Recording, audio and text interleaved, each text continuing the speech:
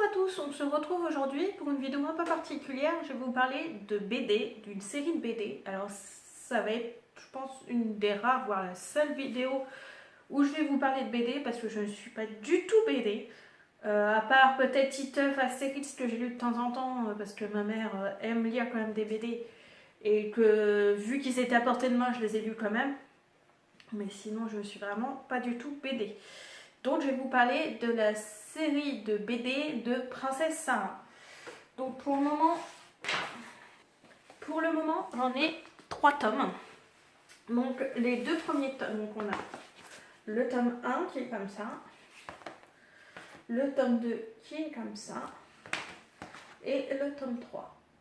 Donc les deux premiers tomes, je les ai eus sur Momox. Donc c'est de la revente de livres d'occasion. Donc le premier tome, je l'ai eu pour 2,75 €. Le deuxième, 9,10 €. Et le tome 3, je l'ai eu à la FNAC. Parce qu'à la base, j'y allais pour acheter le deuxième tome de Paranoia. Et donc je me suis dit, je vais profiter de l'occasion, je vais aller voir, comme je ne le trouvais pas sur Momox à moins du prix normal, parce que en temps normal, il est vendu 10,95 €. Et donc, je me suis dit, comme je ne le trouve pas sur Momox, je vais en profiter que je sois à la FNAC pour le prendre. Et comme je vous disais, je ne suis pas du tout BD, donc forcément, je ne suis pas du tout rayon BD. Donc, je ne comprends pas la logique du rangement du rayon BD de la FNAC de Tilloy. Donc, je cherche, je ne trouve pas. Donc, je profite qu'il est le vendeur du rayon BD pour le lui demander. Et donc, il rangeait un des rayonnages de son rayon. Et donc, gentiment, je lui dis bonjour, je lui demande s'ils ont la bande dessinée Princesse Sarah. Et manque de bol pour moi, au niveau où il rangeait, il était là, c'était l'étagère juste à côté. Donc j'ai eu le droit, bah il est là, franchement, pauvre conne. C'est quand même pas compliqué, il est juste là. Donc j'ai pas eu le droit au pauvre conne, mais au timbre de sa voix, j'ai bien compris qu'il le pensait que j'étais une pauvre conne qui ne savait pas trouver une bande dessinée dans son rayon.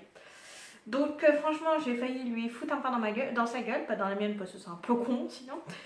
Par rapport au vendeur du rayon jeunesse qui, comme en général, je m'adresse à lui quand je ne trouve pas un livre. À tel point que quand j'y étais là pour acheter et Miroir et Princesse Sarah tome 3, il était en train de faire sa pause à l'extérieur, vraiment à l'entrée du magasin. J'ai eu le droit à... Bah alors, comment ça va depuis le temps? Donc voilà que ça prouve quand même que quand j'y vais, c'est toujours par lui que je passe. C'est très rare maintenant que je passe vers un autre parce qu'il y en a un peu plus âgé, pas beaucoup plus âgé parce que je pense qu'il a au moins 20 ans de plus, que j'ai toujours l'impression de le faire chier. Donc quand tu trouves un vendeur qui est super sympathique, à peu près de ton âge, et qui te prend pas pour une conne, en général après dès que tu le vois, tu fonces vers lui si tu as besoin d'aide. Donc enfin bref, j'ai voulu lire cette bande dessinée parce que je suis tombée sur... Alors je sais plus si c'est sur Instagram ou une vidéo YouTube.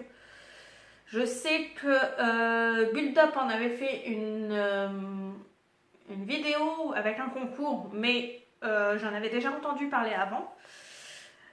Et comme j'étais une grande fan du dessin animé des années 80-90, Princesse Sarah, Princesse Sarah, on voit très bien sur ce tome, ne ressemble pas du tout à Princesse Sarah du dessin animé. Donc Princesse Sarah du dessin animé, c'est comme là, et Princesse Sarah de la bande dessinée, c'est comme ça. Donc il y a quelques changements quand même par rapport au dessin animé. Il y a des automates, donc ça, à la rigueur, ça change pas grand chose. Donc je vais vous montrer tome 1. Ouais. Les dessins, donc par exemple, si vous êtes de ma génération, que vous avez regardé Princesse Sarah, il y avait la poupée Emily de Princesse Sarah que son père lui achète avant de partir aux Indes. Et Et donc c'est vraiment une très belle poupée en porcelaine, je pense. Donc là, c'est pas une poupée en porcelaine, c'est une poupée automate. Donc la poupée de Princesse Sarah dans la bande dessinée, elle est comme ça. Donc là, on a Princesse Sarah, la poupée Émilie, son père. Et donc par exemple, en autre personnage, on a Madame Machin. On a aussi juste en dessous, un autre personnage, donc c'est Amélia qui est le bras droit de Madame Machin. Et elle, pareil, c'est une automate. Donc ça change pas grand chose, elles n'ont pas changé parce que c'est 3 femmes qui ont fait cette BD. Elles n'ont pas changé grand chose dans l'histoire en elle-même. Bah, juste là, après, il y a 10 tomes au total pour l'instant. Le tome 10 est sorti là en septembre 2017, donc je pense que ça va continuer. Mais pour l'instant, dans les 2 premiers tomes que j'ai pu lire, ça n'a pas beaucoup changé en soi. Il y a vraiment quelques détails qui ont changé, mais pour l'instant, on suit assez bien l'histoire du dessin animé. Mais franchement, les dessins sont juste sublimes. Je vais vous en montrer encore. Là, pareil, c'est celle qui... La femme de chambre à Princesse Sarah est aussi un automate. Mais franchement, les dessins, ils sont juste sublimes, quoi. Limite, je pense que je préfère presque Princesse Sarah en dessin dans la BD que dans le dessin animé. Et pourtant, qu'est-ce que j'aimais le dessin animé Princesse Sarah. Donc, je vous remontre encore Princesse Sarah. Donc oui, comme je vous disais, c'est en 10 tomes. Ça se lit super vite, il y a 48 pages, je pense, à chaque fois. Que vous dire d'autre?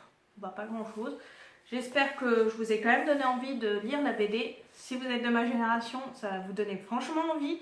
Parce que si vous étiez aussi fan que moi, franchement, je ne suis pas du tout déçue.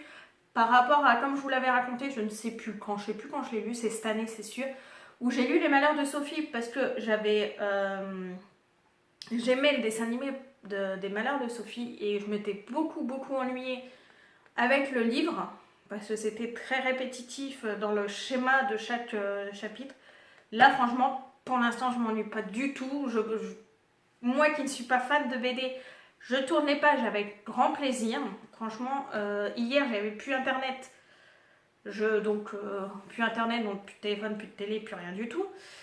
Et comme j'avais un problème avec mon e-book du moment où je relis Paranoia, il fallait bien que je m'occupe. Donc j'ai lu le 2e tome de Princesse Sarah. Et franchement, ça se lit vraiment par pur bonheur. Vous tournez les pages, vous avez une hâte, c'est de savoir la suite. Donc je pense que les prochains, si je les trouve sur Momox, ça sera sur Momox de toute façon parce que donc oui, ils sont à 10,95 à la normale. Moi, le dernier, je l'ai eu à la FNAC avec les très généreux 5% de la FNAC où donc au lieu de 10,95, je l'ai payé 10,40. Ça a changé tout dans ma vie. Pas du tout ironique, non. Mais franchement, ouais, je vous le conseille très fortement. Les dessins sont juste sublimes. Comme vous avez pu déjà le voir. Donc, j'espère que la vidéo vous a plu, que vous avez passé une bonne journée ou que vous allez passer une bonne journée. Et je vous dis au revoir pour une prochaine vidéo. Au revoir.